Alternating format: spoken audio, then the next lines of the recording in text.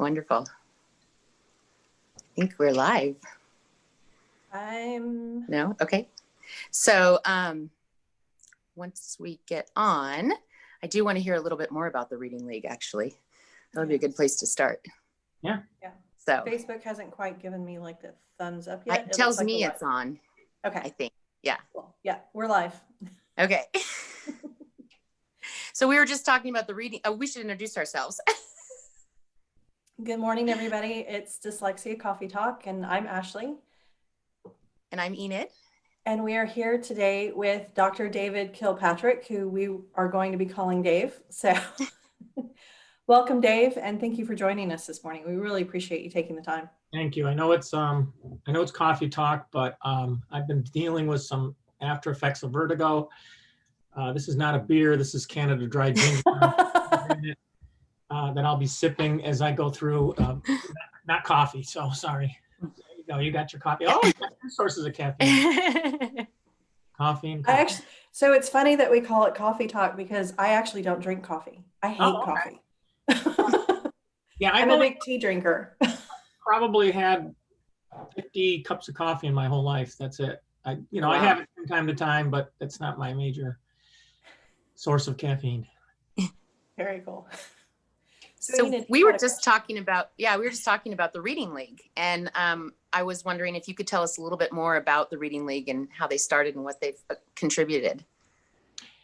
Well, I am not the touchy-feely type guy, but I have to tell you that when we had our very first organizational meeting just to talk about the possibility of it, we were at a Panera Bread, just about a whole bunch of us around the table.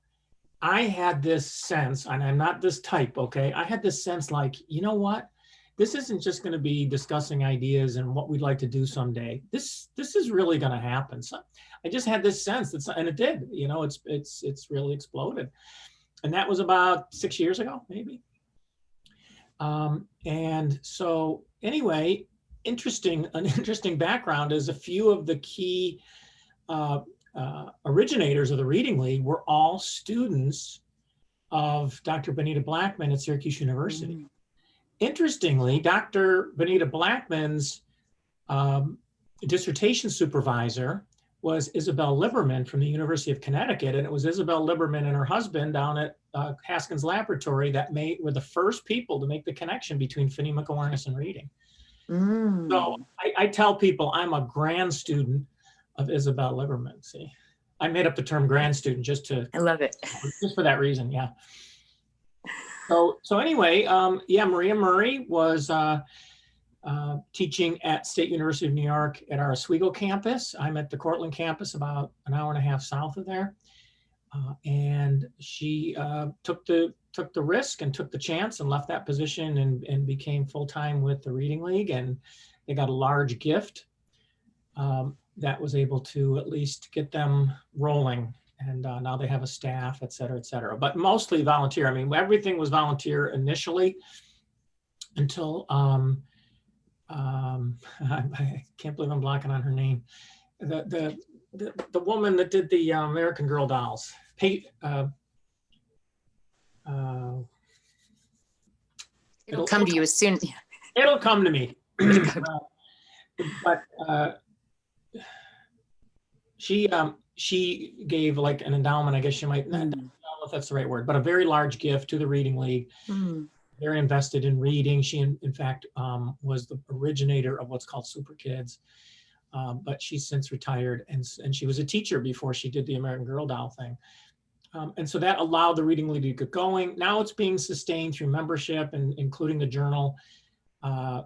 Everybody affiliated with the journal is volunteer. When I was the managing editor, I actually bought my own subscription. Okay, and so, but they do have some staff now, which they need to because they have some full-time people that work there. And nice place, a nice location that they have where they can have meetings and et cetera.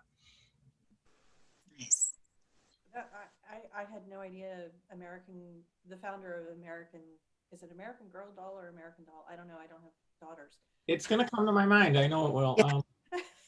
But that she was a teacher. I didn't realize that either. Pleasant Roland. Pleasant Okay. Roland.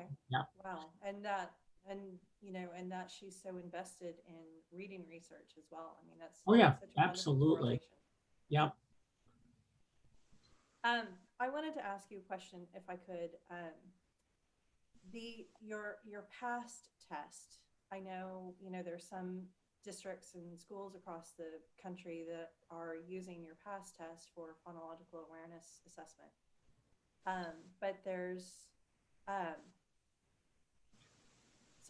But they're balanced literacy based districts. And so they may be using the past test with like a Fontes and Pinnell, a teacher's college reading and writing workshop type of curriculum. And they seem to be trying to mix things together. What are your thoughts on how successful that may or may not be, or what sort of challenges that could present? I think we need to make a distinction between two different things. Skills that are needed for children to become good readers on the one hand, and teaching approaches that on the other. So the first has to do with what children bring to the table, and the second has to do with what we bring to the table. And so sometimes there's not a direct connection, unfortunately. So I'm an advocate of saying, what do kids actually need to be able to do to be good at reading? And let's do what we can instructionally to facilitate that. Balanced literacy does kind of the same thing, but they're coming from a different set of assumptions about what children need to be good readers. And so the PASS test has been around a long time, long before me. It was its first edition, you might say, was 1971, Rosner and Simon, Journal of Learning Disabilities. 1971, I was 11 years old and singing American Pie. That was the hit that year, so I don't get credit for it. But my mentor, Phil McGinnis, not any related to Diane McGinnis, if you've heard that name, different spelling, not related. He made some changes to the PASS. The major change he made was he added some substitution items. So if you're familiar with the CTOP, the Comprehensive Test of Phonological Processing, think of Rosner and Simon here at the top. We're going to do a little family tree here. And it only did deletion, and then the elision subtest from the CTOP kind of directly descended from that. McGinnis, he added some substitution items. And then I made some changes. I could tell you lots of details, but I don't want to bore you. But the major change that I made was adding the timing element. So that's kind of a descendant from there. So basically, the elision and the past are kind of first cousins once removed, you might say. Okay, they're still descended from the same grandpa. The difference is that the three major differences is the past is not normed, like the elision. The past has some substitution items, but the past also has an estimate of whether or not the child has phonemic proficiency. So really, the past is a test of phonemic proficiency, not just phonemic awareness. Phonemic awareness is a step on the road to phonemic proficiency. And I believe that it's phonemic proficiency that we need for reading, not just phonemic awareness. And so we have phonemic awareness tests where kids can actually do okay on them. Just to give you a little bit of background on that. Sorry, I'm talking so much, but no, please do. But just to give you a little background, I was using McGinnis's version of Rosner and Simon. Again, the major change was that he had a mix of deletion and substitution. And I've been using it for a few years, and I was getting 4th, 5th, and 6th graders that were very weak readers that had been referred to me. And they'd be like, you'd get to some of the harder items, and you'd be like, say, sky. Now say it again instead of say, lil. Sly, right? So it would take them 4 or 5 seconds. I didn't know any better, and they got a 1. They got it correct. And so now, granted, there were some weak readers in 4th, 5th, and 6th grade who couldn't do this stuff. And right away, you're like, oh, they've got some problems with phonological awareness. But there were also kids that were weak readers that were getting it, but they were getting it very slowly. So they were getting it correct. So I'd go back to the table, not knowing any better, to our meetings, and I'd say, they don't have any phonological awareness problems. Their problem somehow lies elsewhere. Well, by happenstance, I had a discussion with a 3rd grade teacher in the building, and she said, I'd like you to screen all my kids. So what I did was every day on their way down to lunch, I'd nab them in the main lobby, and I'd give them the test of word reading efficiency and McGinnis's phonological processing assessment is what it was called. I was not prepared. Now, this was a school that didn't train phonemic awareness at all. And I was not prepared for what they did. You'd say to those kids, these were decent readers, and you'd say, sky, sky. Now say it again instead of say a little sly. I'm like, where'd that come from? I'm like, wait a minute, how come these third graders are coming back instantaneously? They've never had this kind of training. This is all developed just from when I started with the easy items, say baseball, but don't say base. And yet these 4th, 5th, and 6th graders are taking, and I'm going, wait a minute, these 4th, 5th, and 6th graders, they're not demonstrating phonemic awareness. They're demonstrating the ability to figure out a way to get the right answer on a phonemic awareness task. So that was October of 2002, at which point I started doing a timing thing, and I settled on 2 seconds. And the 2-second thing I think is interesting because normally, with the exception of maybe some adults, maybe even some college students and high school students, with the exception there, for the most part, 2 seconds is dead space between either getting it or not getting it. So the people that get it are going to get it in a second to a second and a half. The people that don't, it's like 2.5 or 3 seconds or later. And I'll talk more about this coming up, but the Wechsler Individual Achievement Test, the Phonemic Proficiency subtest, is more or less a reorganized norm version of the past. So now it's got a norm. And that, they said during their trial, you know, their what do you call it, went out, you know, they field test it first. And then when they normed it, they said they didn't really have a big problem. They did not have a big problem like, oh, is this person over the line or not over the line? Yes, it happens from time to time, but it's pretty rare. Either they seem to get it right away or not. So that's where the 2-second thing came from. It's not normed, but it's standardized in that every child gets it the same way. It's just not normed. I wish it was. But that's great information. And I think it's really important that you're bringing up, you know, the 2 levels, that it's not just, okay, we're going to teach these skills, that it's just like anything else. It's the automaticity of bringing it up. And so phonological processing is a different part of phonological awareness, more complex. So there's so much to talk about with phonological awareness. Yeah. Ashley, did you have, oh, I thought you were going to ask something. No, I'm still, I don't know if anybody can hear me. We're getting a lot of comments that nobody can hear me. You're much better now. Yeah. Okay. Okay, Yeah. good. But I know you have several questions, Enid, so. Yes. Okay. So yeah. So one thing I do want to bring up, I have to bring up, is the schwa. Okay. The adding the schwa when we're segmenting words and sounds. And there are so many wonderful, well-meaning teachers out there who have just run with your techniques, and they're all making YouTube videos. And I go on there, and sometimes these very well-meaning people, it's like fingernails on a chalkboard, because they will say, we're going to segment the word black. And then it comes out like this, ba, ul, ah, and sometimes it's so bad it's even ka, where they add that schwa to the consonants. So I just kind of wanted to give a little PSA today about when we are working on specifically segmenting, because when I get the kids and they've already had the teacher that taught them that way, now I have to teach them explicitly about consonants. Consonants, we don't open our mouth the same way we do with vowels. And what's interesting is when they teach kids how to count syllables and words, they teach kids to feel their mouth dropping down. But then when they're segmenting words and they say ba, they've added a schwa, they've added a vowel. So it's one of those things I just want to say to everybody out there who's doing this and doing so many great things and segmenting with their kids. It's not helpful when we add the schwa. And so when I used to train the kindergarten teachers, I would go in and say, okay, everybody, we're going to hold our hand right here when we say consonants. And when we say vowels, you can see your mouth opens. We don't want to add a vowel to the consonant. And so they would train the kindergarten teachers, because then later they would say, you're adding a vowel, you're adding a vowel, your mouth is dropping open. So I wanted to address that really quickly, because I love that people are making YouTube videos about your resources and your tools and your 1-minute techniques.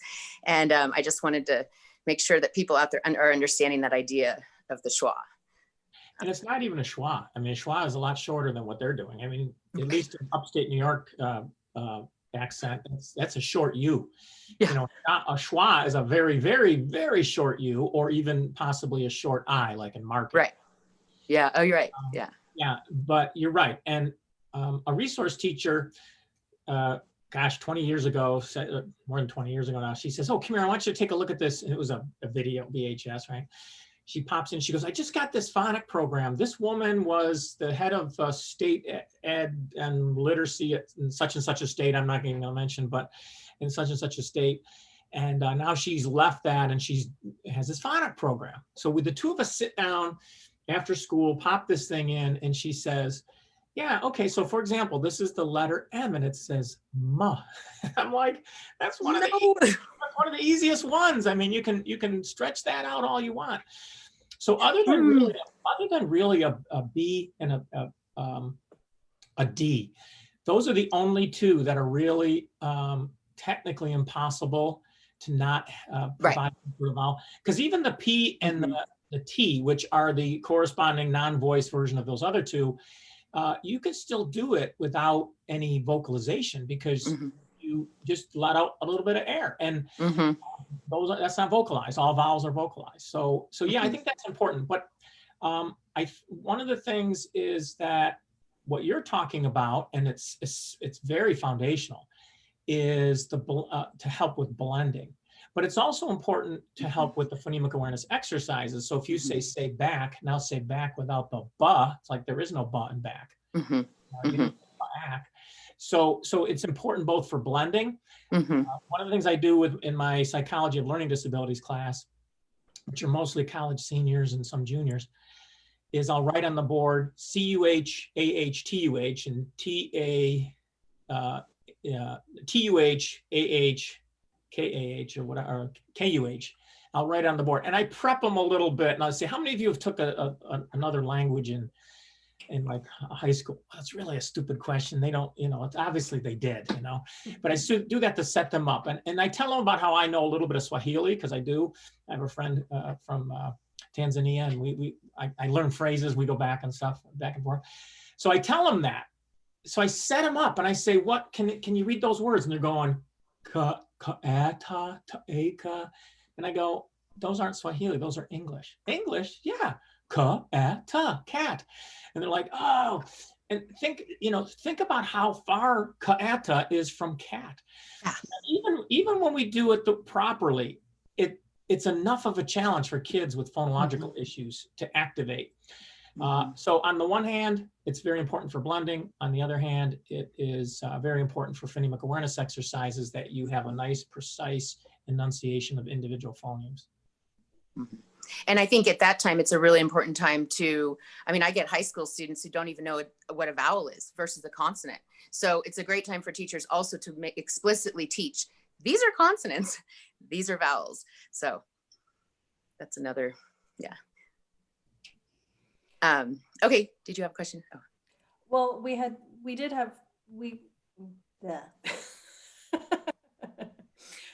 So we did a post a couple of days ago asking people to submit questions for you.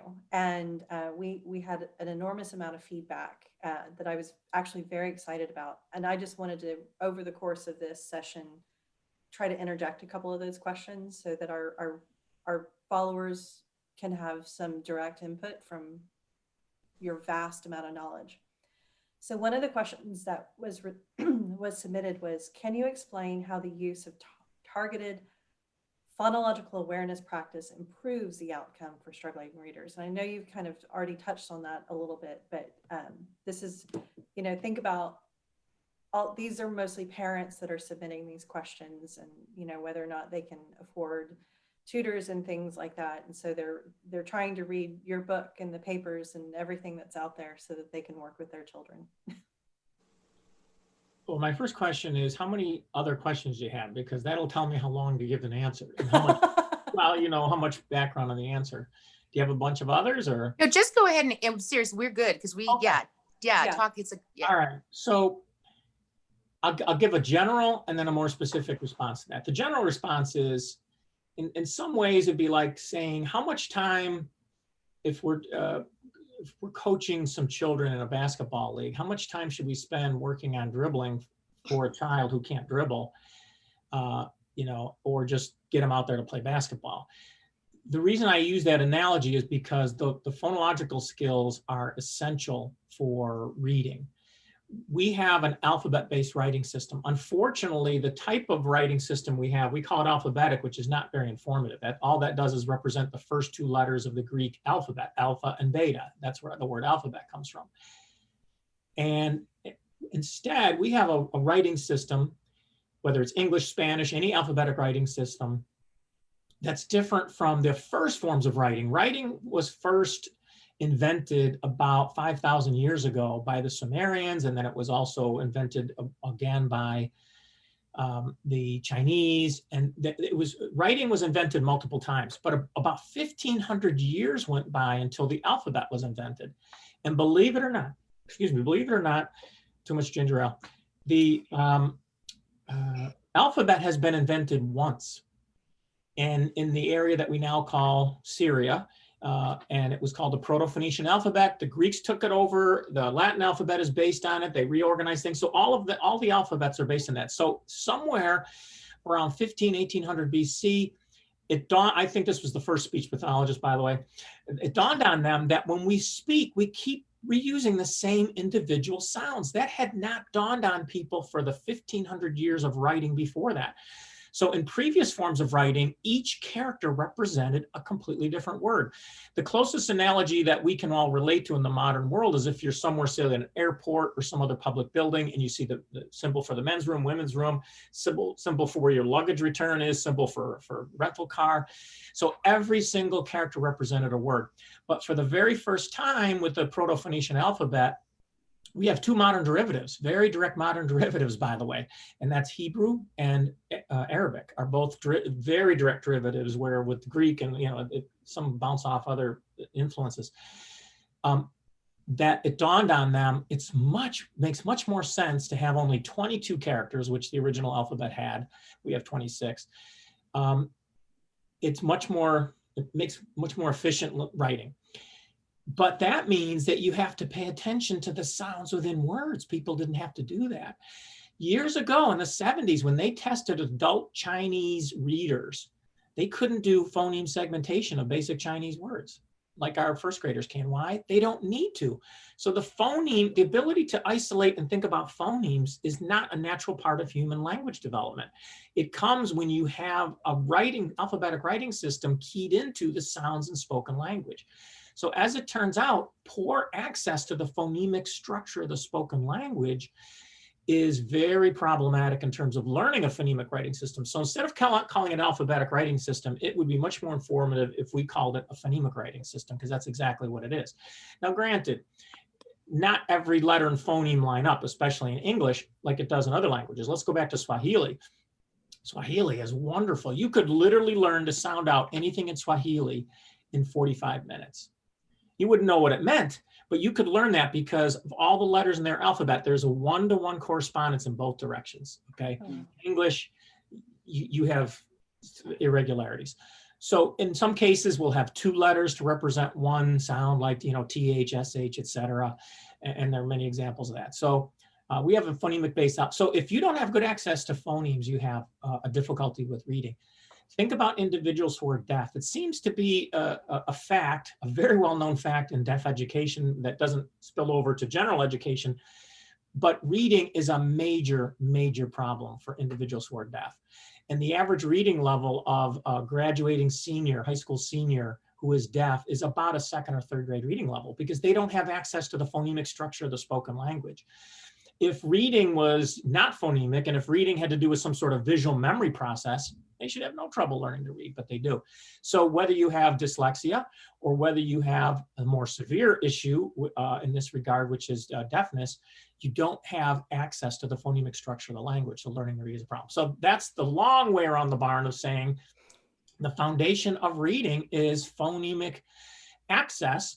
That's why we need to train those skills. And it develops naturally in most kids simply by teaching them the alphabet, by teaching children the alphabet. By the way, in modern China, you can't do that kind of study anymore because they teach what's called pinyin or pinyin. It's depending on regional pronunciation of that.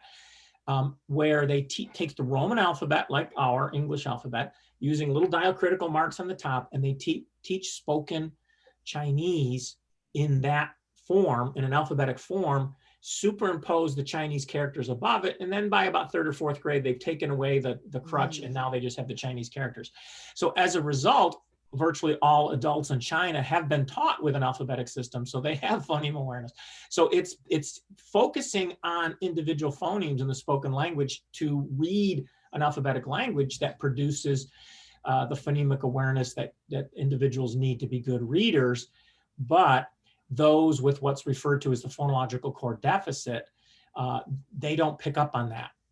Just by simply teaching them an alphabetic-based writing system, they don't get the phonemic awareness that then turns into the level of phonemic proficiency that they need to be good at remembering words. Mm-hmm. I know you asked me the time, and I told you how to build a watch, I realize, but.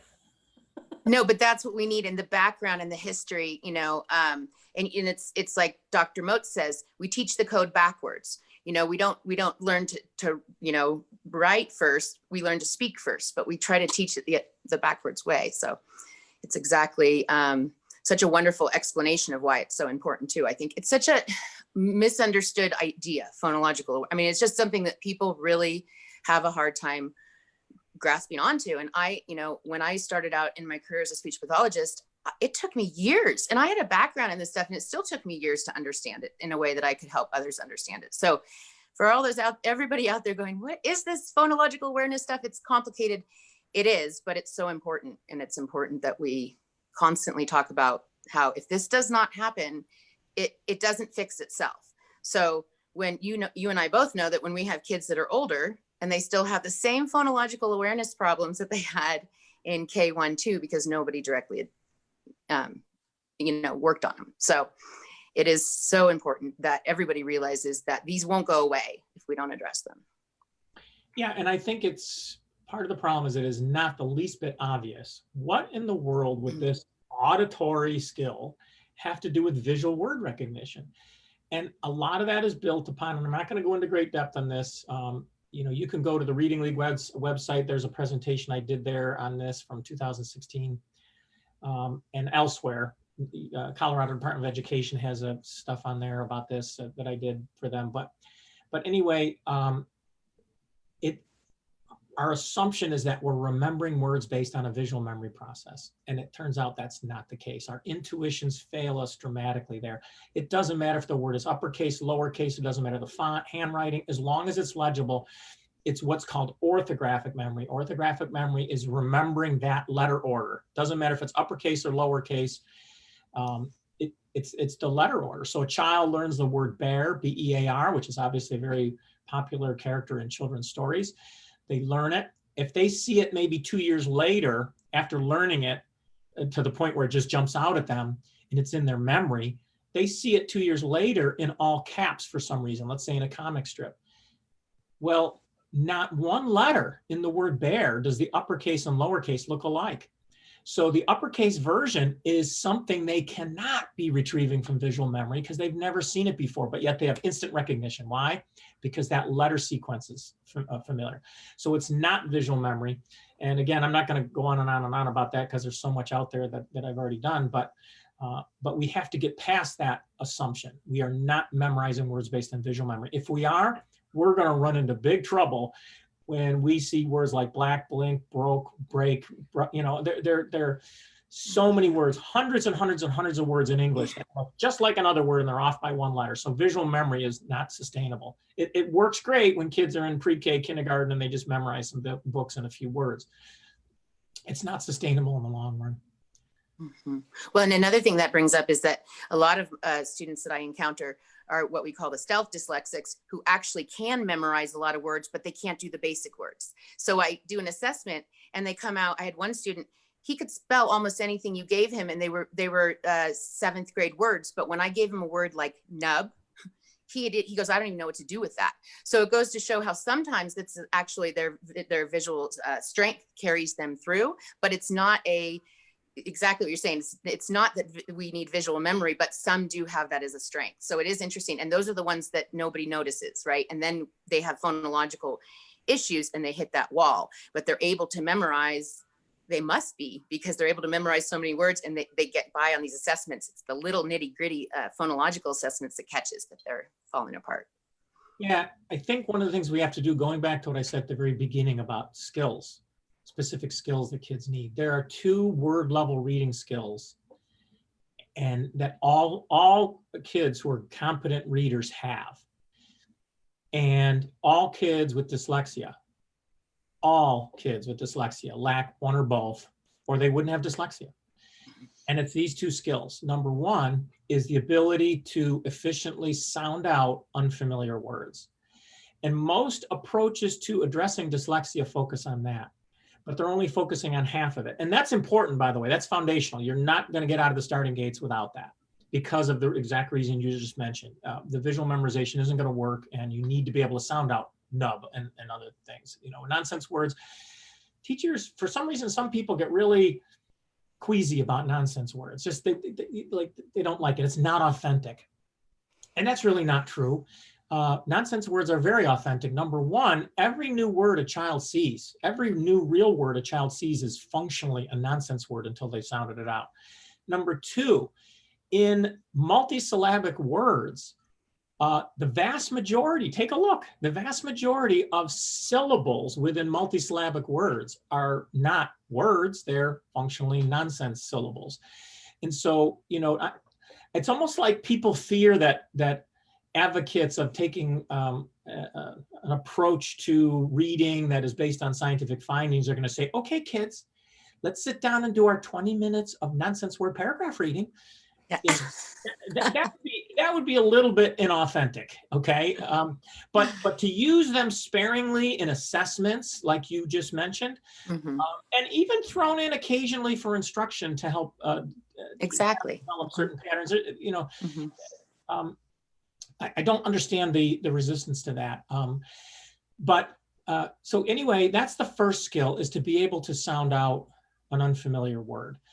And I want to come back to that and talk about where context comes in, because context is very important. And both kind of sides of the debate, I think, get it wrong and differing levels and for different reasons.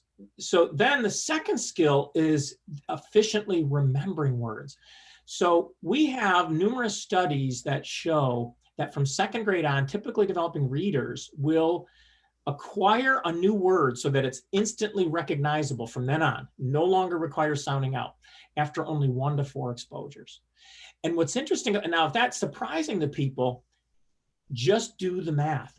Children entering, let's say the average kid's entering 1st grade and knows 500 words. And that might be a little bit of an overestimate, but let's just say, take a conservative approach for the point I'm making. Then they enter 3rd grade 2 years later, right? They're entering 1st grade, 2nd grade. Now they're entering 3rd grade 2 years later. They know between 3,000 and 8,000 words. Do the math. There's no way they saw all those words 18 times, 25 times. They're other than the high frequency words, obviously. So those kids only need to see it in one term that some researchers on this topic have mentioned. They refer to sponge-like acquisition of newly encountered written words. So the ability to remember words, and that's where the phonemic proficiency comes in. I'll come back to that. But I want to talk about the importance of context. This is not a good analogy anymore because trains no longer have cabooses, okay? But the engine of skilled reading and acquiring new words is being able to sound them out. That's the engine. The caboose is what context can do. So the problem, particularly with English, but it's true for other languages, with English, you have irregular words. And then you also have, and this is something that doesn't get talked about enough, in multisyllabic words, most, but not all, two-syllable words have a vowel reduction in the non-stressed syllable. So now that's different from Spanish. I was talking with a colleague over on our Spanish department, and she said that's not true for Spanish. She goes, do you ever notice Spanish speakers, they watch their lips, they much more enunciate? She goes, because we give every vowel its full pronunciation. We don't shorten them to schwas. So here you have irregular words in English, and then you have the vowel reduction, and you don't know where the vowel reduction is when you don't know what the word is. Mm-hmm. That's where context comes in. But the engine is sounding through the entire word, not looking at the first letter and guessing based on context. That is highly inefficient, and many studies have shown that. So for example, a child might be reading and it says, the family drove to the market. Now the child sounded out through the whole thing, and they probably haven't heard of the university in Wisconsin called Marquette, right? But the context and that what's called the close phonetic approximation gives them enough to go, oh, market. But let's back up a little bit. And let's say if we use the tools in the toolbox as recommended in the standard way we teach. That would be first letter, length of the word, and context. The family drove to the museum. There, I used the first letter, right? I made my guess, and they keep reading. And now how far into this do they go when they're learning about vegetables and they realize they're not talking about a museum, they're talking about a market, right? So it's very inefficient. So what happens is they've put the caboose in front of the engine when you rely heavily on context. One of the problems with the toolkit, so to speak, of having all these resources and tools available to sound out or to determine a word, as is popularly done in our teaching, is that the two skills that I'm telling you about, the ability to sound out a word efficiently and the ability to remember the word, both of them involve an interaction between the sounds on the spoken word and the individual orthographic sequence. Both of them require that. And what do the tools do? They bypass that whole system. So they don't allow you to get a more accurate possibility. So you're saying things like museum when it's actually market, and it's not going to allow you to remember the word. You have to interact with that orthographic sequence connected to that's what orthographic mapping is. You're connecting the orthographic sequence, that is a fancy way of saying the letter order, to the spoken phonemic sequence that's already stored in long-term memory. And that's how we store those in long-term memory, not the visual look of the word. So what's happening is, okay, let's back up a little bit. That's what skilled readers do. How about the kids who aren't skilled readers? Well, they're not good at sounding out words, and they're not good at remembering words. So what's left? The other tools in the toolkit. So I know this sounds kind of harsh, but it's a reality from what we now know about how reading works. But the balanced literacy approach, the 3 cueing approach, it sounds wonderful to have all these tools in the toolkit, right? I mean, I got a lot of tools, and I have all kinds of tools that, I might have went out and bought and used once for one specific project. But when the time comes up where I'm back doing something similar, I'm glad I have that tool. So who's against having a lot of tools? So it sounds like a wonderful analogy. Who's going to want to argue against that? Just like balanced literacy. I'm in favor of unbalanced literacy. No. You pick a term that sounds really positive and popular. Who's going to argue against that? And then who's going to say, no, let's have limited number of tools in the toolkit? So to me, there's a certain rhetorical strength to all of that doesn't align with what we've actually found about the process. So skilled readers are good at sounding out unfamiliar words. Every one of them are. One challenge I have is find a child from 3rd grade on. You can kind of fudge your way through in kindergarten, 1st grade, et cetera. But find a skilled reader from 3rd grade on who can't sound out simple nonsense words. If you find that person, there are research labs around the world that want to study that kid, because we haven't found that kid yet, okay? No. Not from 3rd grade on, who's a fluent skilled reader. So sounding out words is essential. All skilled readers do that. And many dyslexic kids are good at that if they get good, systematic, explicit phonics instruction. Mm-hmm. And they have enough phonological skill to acquire. There are some kids whose phonological skills are so weak, they don't even benefit from phonics instruction. So we have to build those phonological skills for them to benefit from phonics instruction. But we have many children who have gotten that phonics instruction, but they're not good at remembering words because they don't have the phonemic proficiency that's needed. So when we're reading, most words we learn that's stored away in our long-term memory, we didn't study them. We were reading along, we encountered them in context, sounded them out, and then we've moved on. So the words are stored in long-term memory in an implicit process. We remember the time and energy it took us to learn all those state capitals, to learn all those math facts, to study all those biological terms, all those Spanish and French verbs we had to do. we have no memory of adding 50,000 words to our data bank, and our orthographic memory is amazing, actually. So if the process of storing words is going on automatically behind the scenes, that means any processes involved in that have to be automatic. And one of those processes is to be able to pull the spoken word apart into its phonemes to connect it to the graphemes. So that's why phonemic proficiency is important. And phonemic awareness is only a step in the direction of phonemic proficiency. Anyway, I went on way too long for that answer, but I think we need a laser focus on the two levels of word reading: sounding out unfamiliar words and remembering words. So you have kids with dyslexia that are either poor at both, or they're good at the first one, but we don't have cases of kids who are really good at remembering words, but they're not good at sounding out words, at least not from 3rd grade on. So those are the two skills we need. I love that explanation, because my son has issues with orthographic processing. And so when he very first hit the wall, we sent him to Linda Mood Bell, which of course is very, strong in the phonological awareness because of their origins in speech pathology, right? And so, it was a couple of years before we realized that he had deficiencies in orthographic awareness, because when he started trying to learn how to read, he wasn't going anywhere. And then all of that phonological awareness was plugged in, and he started doing the phonemic awareness skills that he needed.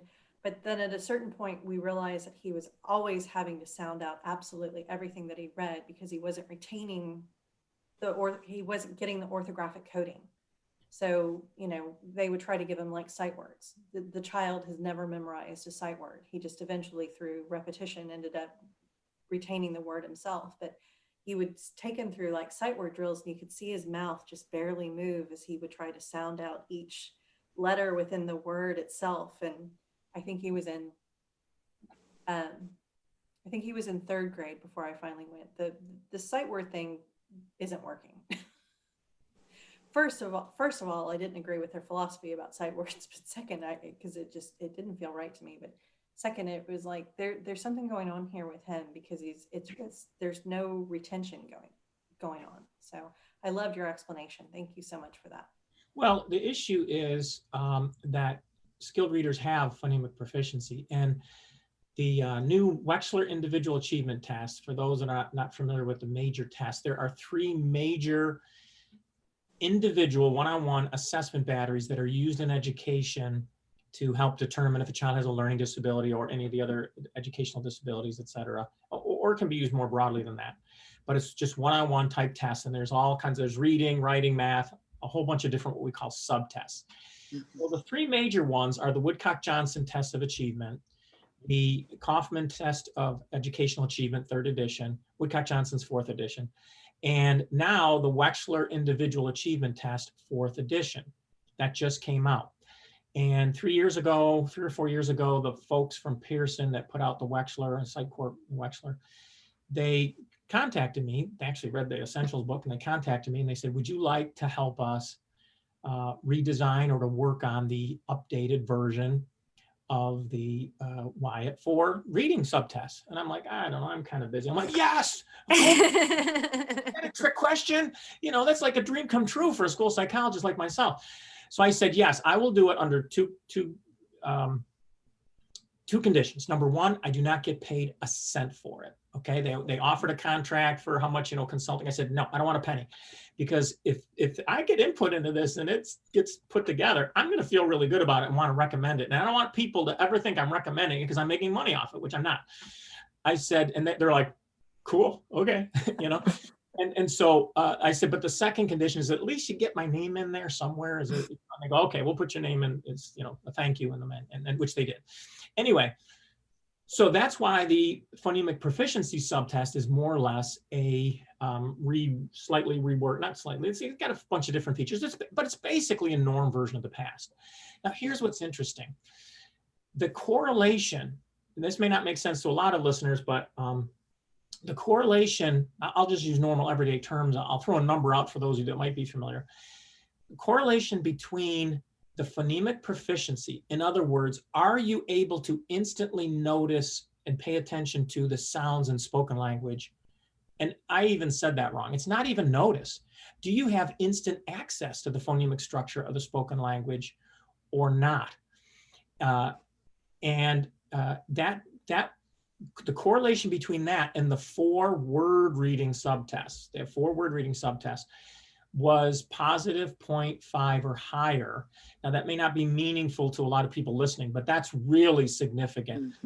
It's 0.5 or higher, kindergarten right through 12th grade. Wow. Now, some of the other phonological awareness tests that don't get at that timing, that phonemic proficiency, they may hit 0.5, and very often after about 1st grade, they drop off the map. So this proficiency thing is, so what it's saying is how good of access you have to the phonemic structure of the spoken language. Doesn't matter if you're in 2nd grade, 7th grade, or 11th grade. That distinguishes the stronger word readers from the weaker word readers. Now, some people will say, well, that's just a correlation.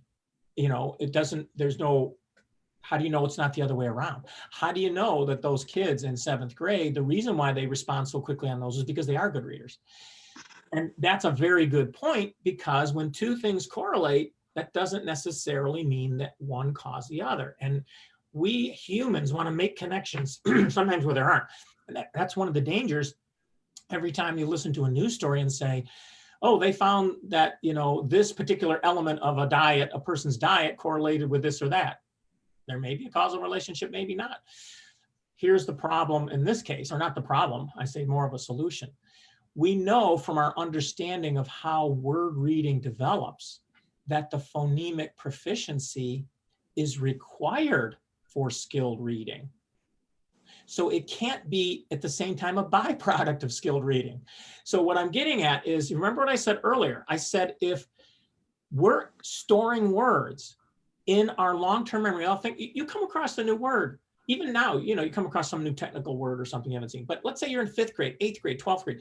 You come across a new word, you successfully sound it out. What did you do all those 50,000 words that you learned?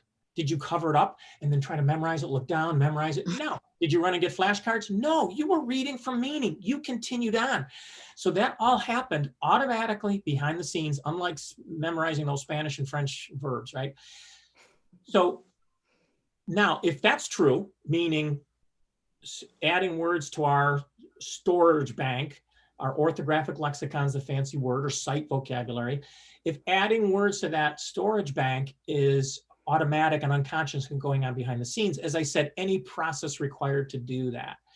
Now, we have a theory. Orthographic mapping is a theory about orthographic learning. Orthographic learning is learning the letter orders, but orthographic mapping is a specific explanation of how that happens. That is our best available theory. It's got a lot of research. Nobody's studying it right now. In the same way that nobody is studying the connection between smoking and lung cancer, because it's an established thing. So the person who developed that theory, Dr. Linnea Airy, she did research on it for like 10 years or more, just her, but then people independently started studying it for the next 10 years, and all the studies pointed in the same direction. There were no like, we need to keep going on with research because we can't figure, you know, we're not, no, everything lined up very nicely. So it's a very well-established theory. And that theory tells us that we have stored our pronunciations in long-term memory. That's what we're using. When you say a word to me like truck, lamp, house, or even vague things, you know, integrity, hope, instant access. As soon as you say it, I have instant access, because in my phonological long-term memory, that's my memory for, yeah, I've heard the word hope before. I've heard the word truck before. I've heard the word lamp. I have instant access, right, to the meaning. Well, it's that same where that system, reading is piggybacking on that system. So what's happening is that phonological memory of a word like lamp. So if I have, say this is the word lamp in my long-term memory, and someone says, here's a talking person here, okay? If someone says lamp, instant access, right? Well, when I see L-A-M-P in alphabetic, here's the spoken word lamp. How am I gonna remember that? Visual memorization? No. But if it turns out I can hear a O at the beginning of lamp, I can hear a P at the end of lamp, and I can hear the M and the A. Here, this is still in my long-term, in my memory system. If I have access to these individual phonemes within the spoken word, I now have anchoring points in my lightning fast lookup long-term memory of my phonological system to anchor these. After 1 to 4 exposures, suddenly LAMP is not LAMP, it's LAMP, instant access, right? And then you show me LAMB and it kicks it out like, huh? No, I haven't seen that before. I got to learn that separately as a separate entry. So we have that instant access. When we see this, it becomes what researchers call unitized. That's what Aries theory tells us. But if we don't have access to all the sounds in LAMP, we can't do that. And this is exactly what children with dyslexia don't have, or they wouldn't have dyslexia.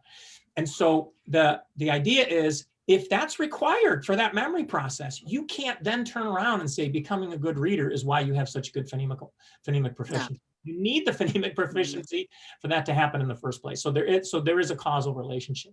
And that correlation on the Wechsler scale talks about the strength of the causal relationship across the population. And I did a little of kind of what you did too. I would assess in the high school, I would say to the teachers, give me your lowest readers. I'd say they're about the 4th grade level, aren't they? And they'd say, how do you know? And I'd say, because we know if they don't have phonological awareness skills, they're going to plateau about the 4th grade level. And every single high, it's usually more about 3rd, but anyway. 3rd, yeah, 3rd, 4th, exactly. And so but they all had phonological awareness holes. So she wanted to see. She said, can you assess some of my high readers so I can see the difference? And I did. So I mean, it follows, if you have low readers, they have low phonological awareness skills. So I wanted to say one thing, though, you were talking about earlier with when we were talking about the balanced literacy and the 3 cueing method. It just really was highlighted again for me yesterday in an IEP for a kid in 8th grade. And he's reading at the 3rd grade level. They're hoping that by next year he'll be reading at the 4th grade level. So you're right, 3rd grade plateau, right? And they're hoping 1 year's growth and, maybe might be possible. But the teacher says, I noticed when he's reading, he's substituting words based on context. And, I'm like, oh no, that's horrible. We all know that's bad. She says, and it's such an important skill that he can do that. So I really want to celebrate that right now. And so it just goes to show still just the ignorance in the school system of, now we have to break that bad habit of, and just truly a well-meaning teacher who has no idea that is not an effective way to get kids reading. So yeah, I think that the idea is that those other tools in the toolkit, skilled readers end up bypassing that, because you know what? A 3rd grade reader reading 3rd grade level text already knows almost all the words already in that text. And they jump out at them instantly. They do not need context. The only time they need context are for words of words that they've input before. The only time they need context are for homographs. So they're written the same but pronounced differently. Dove and dove, right? Present, present. So we need context. But I've never done a count. And I am a boring guy. I do these kind of counts, but I didn't on this. But I have to believe that if maybe 1 or 2% of words are homographic like that, you don't build an entire system of reading around 2% of the words.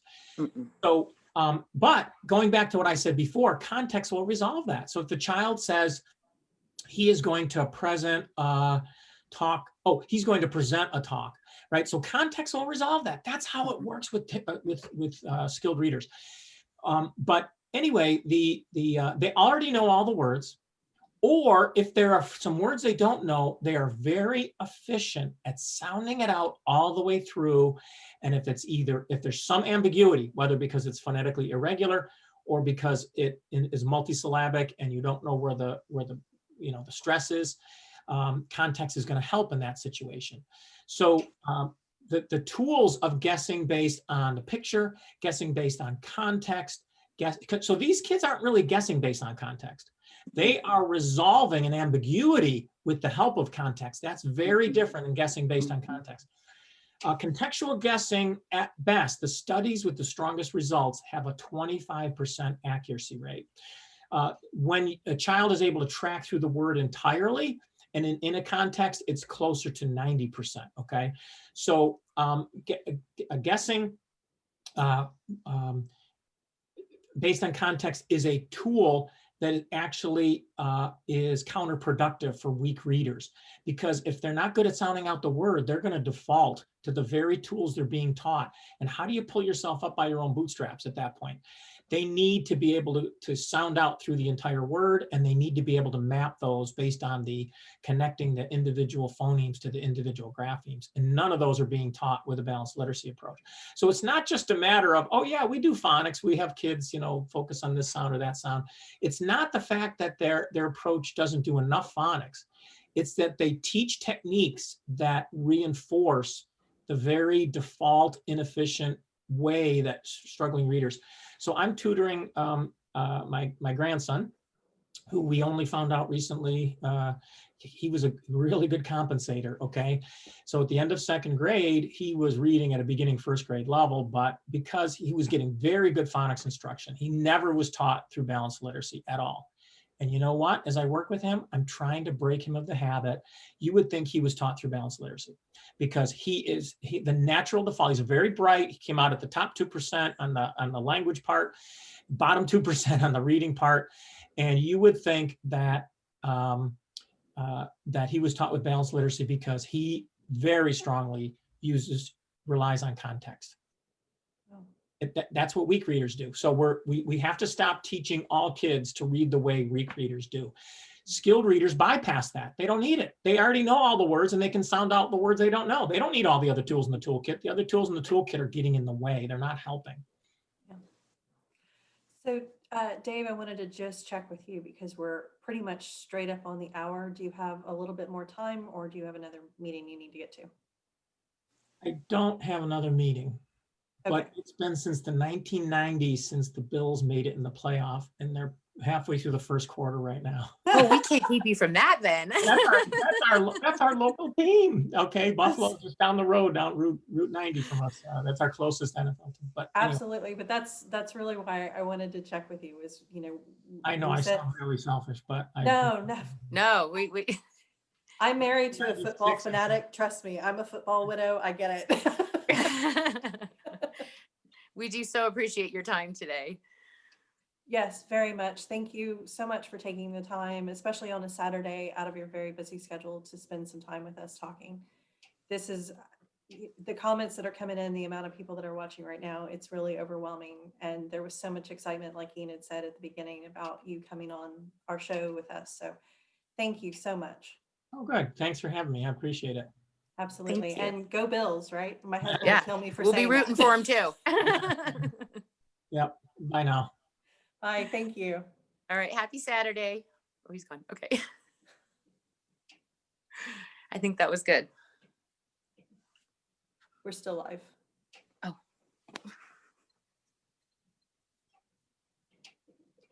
Hold on.